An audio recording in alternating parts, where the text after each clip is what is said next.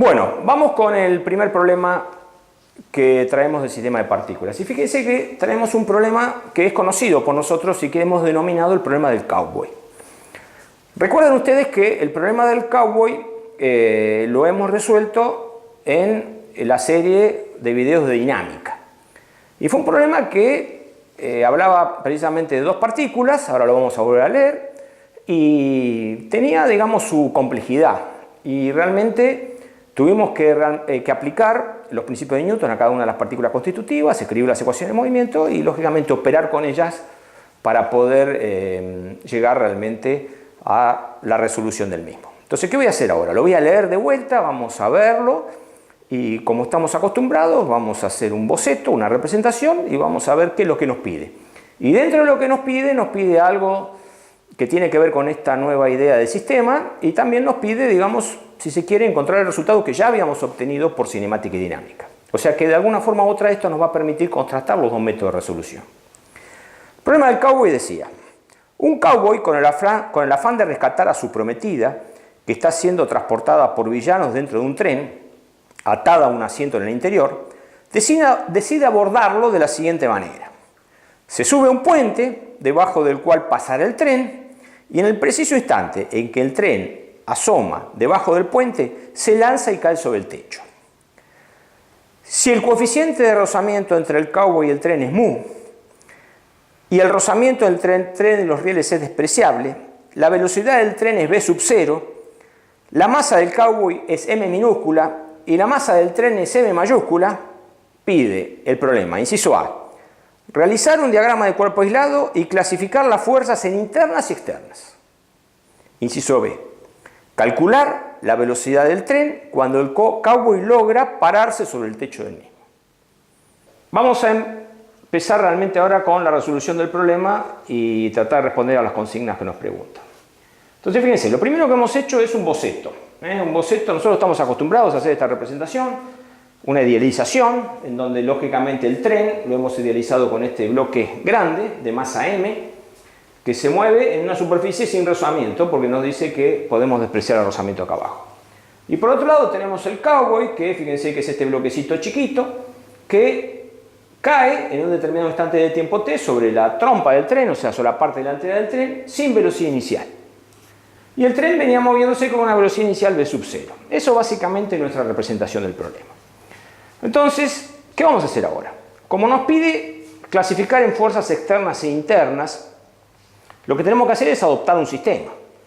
Si no, no tiene sentido, porque si lógicamente depende del sistema que adoptemos, va a ser la fuerza externa que vamos a tener y la fuerza interna que vamos a tener. Entonces, nuestro sistema va a estar formado por el cowboy y el tren.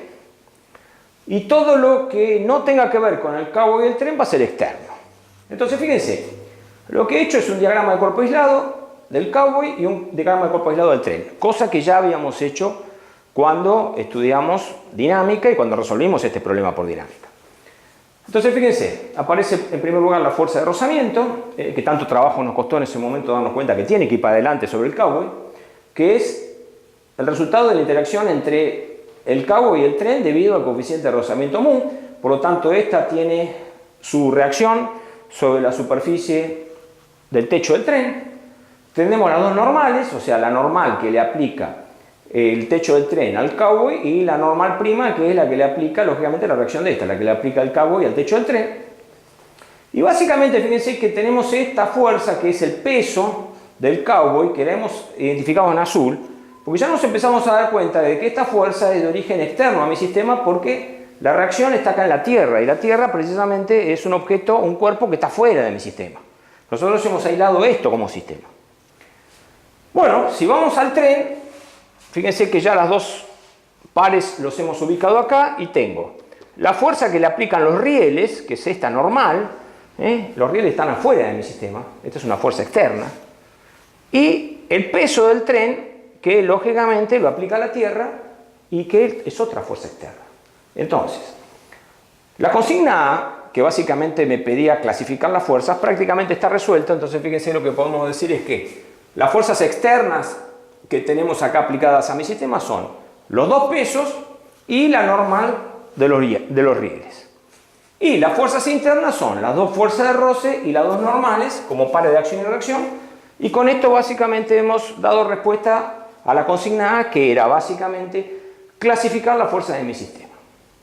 Vamos con el inciso B del problema, que básicamente lo que me pregunta es ¿qué velocidad final adquiere el cowboy una vez que logra pararse sobre el vagón de tren? O sea, nosotros este problema lo vimos en dinámica y lo que vemos básicamente es que acá hay un movimiento relativo entre las dos partículas. El cowboy, por un lado, que no tenía velocidad inicial, debido a la acción de esta fuerza en X, se empieza a acelerar y empieza a ganar velocidad inicial, Recuerden que nosotros teatralizábamos o dramatizábamos esto diciendo que el cowboy se tiraba y trataba de todas formas de agarrarse con las uñas como mejor pudiera del techo del vagón, y lógicamente se iba pegando contra todo lo que le iba aconteciendo, pero básicamente la idealización esta es como que debido al rozamiento va ganando velocidad. Por otro lado, el tren, que tiene una masa muy grande, tiene que estar perdiendo algo de velocidad. Y nosotros habíamos llegado a la conclusión de que la pérdida era poca o era relativa de acuerdo a la masa relativa entre el cowboy y el vagón de tren. Pero ¿qué va a pasar? Va a llegar un momento en el cual el cowboy va a adquirir la velocidad del tren, o sea, van a igualar las velocidades. Así resolvimos este problema nosotros con cinemática y dinámica. Y en ese preciso momento, el diagrama de cuerpo aislado cambia abruptamente. ¿Por qué? Porque desaparece la fuerza de rozamiento. Esta fuerza de rozamiento es dinámica, es cinética, y depende básicamente del movimiento relativo a las superficies. Cuando el cowboy iguala la velocidad del vagón, en ese momento la fuerza de rozamiento desaparece y el cowboy básicamente puede pararse y caminar tranquilamente arriba del vagón de tren, como lo hacemos nosotros cuando caminamos tranquilamente en un colectivo que se está moviendo. De hecho, no se olviden que nosotros en este momento, o yo en este momento, estoy parado en un planeta que se está trasladando alrededor del sistema solar y básicamente yo puedo caminar tranquilamente, porque tengo la misma velocidad que el planeta. Ahora bien, nosotros vimos la dificultad que tenía este problema de analizarlo por cinemática y dinámica, porque lógicamente esto llevaba a escribir movimientos para esta partícula, escribir movimientos para estas partículas, igualar las velocidades y con ese tiempo ver realmente cuál era esa velocidad final que adquiría el cowboy y que lógicamente era la misma que tenía el tren. Ahora vamos a abordarlo con la otra herramienta que tenemos, que es analizar esto como sistema. Entonces, si yo analizo esto como sistema, lo primero que visualizo, sin entrar en mucha discusión, es que acá no tengo fuerzas externas en la dirección de las X. O sea que yo básicamente puedo, haciendo una visualización de esto, de decir, mira, acá en X no hay fuerzas externas aplicadas.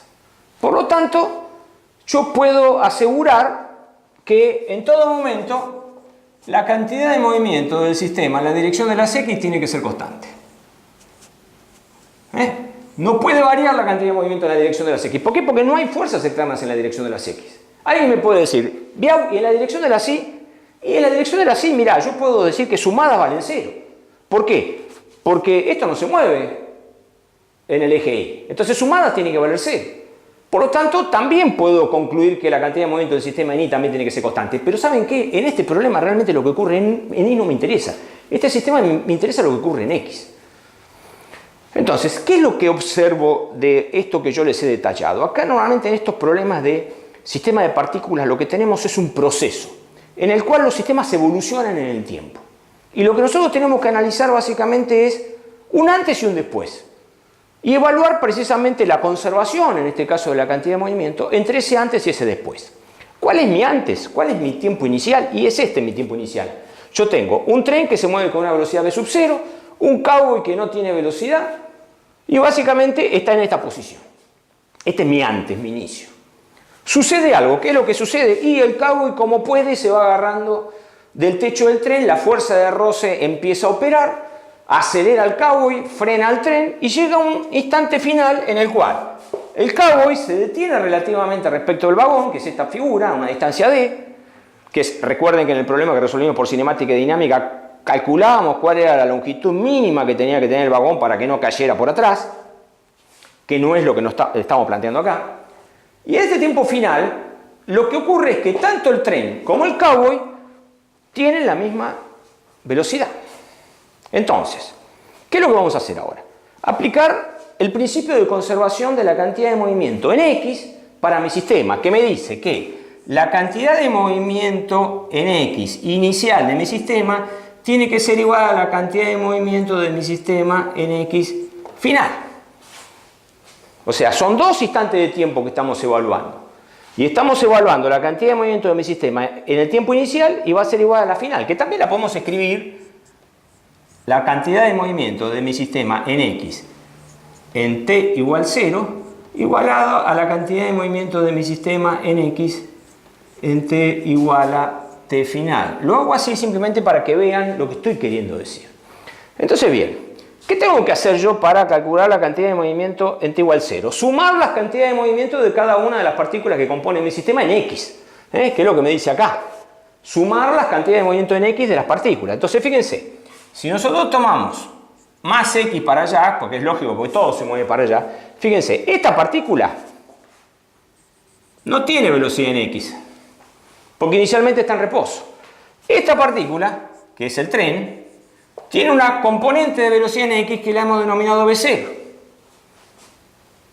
Ahora bien, en mi tiempo final, ¿qué tengo? Que esta partícula se mueve con V final, que es el cowboy. Y que esta otra partícula, que es el tren, también se mueve con V final. Estamos hablando de componentes en X. Fíjense que acá no pongo flecha porque estoy hablando de componentes en X. Entonces fíjense, acá puedo sacar V final factor común.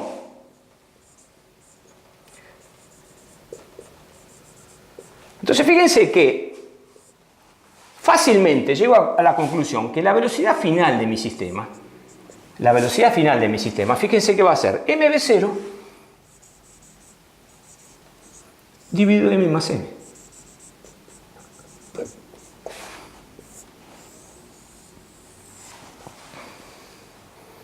Ahora bien, hemos llegado en forma prácticamente inmediata a este resultado. Lógicamente esto me permite concluir de que en la medida de que la masa del tren sea muy grande respecto de la masa del cowboy, acá básicamente esta velocidad final va a ser muy parecida a V0, pero siempre va a ser menor que V0, porque acá estoy sumando la masa del cowboy. Ahora bien, ¿ustedes recuerdan el trabajo? Y cuando hablo de trabajo no me refiero al teorema de trabajo de energía, sino a la labor matemática y algebraica que nos llevó a resolver este problema por cinemática y dinámica. Y la probabilidad de error que cometimos en cada uno de esos cálculos que hicimos. Y fíjense cómo acá, a través de un principio de conservación, llegamos en forma inmediata al resultado. Y acá es donde vemos precisamente el poder de esta herramienta. Alguien me puede decir, ah, bueno, Biau, pero no tengo el detalle de cómo acelera y se mueve el cambio en función del tiempo. O sea, no puedo responder para todo t. Solamente tengo 2 instantes. Sí, es cierto. Perdí detalle. Pero tengo un resultado. Porque en definitiva acá el detalle no me importaba mucho. ¿Estamos de acuerdo? Entonces, ¿qué es lo que vamos a hacer ahora? Y tenemos que seguir evolucionando con esta herramienta. Y tenemos que seguir evolucionando teóricamente y empezar a aplicarla también prácticamente. Así que eso es lo que vamos a hacer.